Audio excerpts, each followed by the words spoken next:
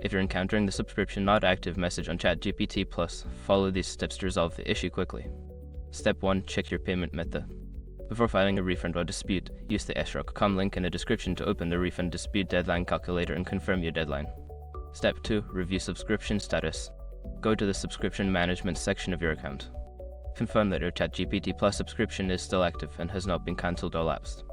Step 3. Log out and log back in. Sometimes, a simple refresh can solve the problem.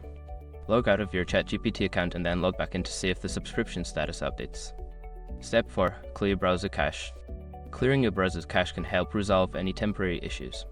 Go to your browser settings, find the option to clear cache and cookies, and then restart your browser. Step 5. Contact support. If the issue persists, reach out to customer support for assistance.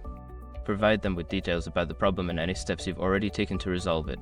By following these steps, you should be able to fix the subscription not active issue on ChatGPT Plus. If problems continue, don't hesitate to seek help from the support team.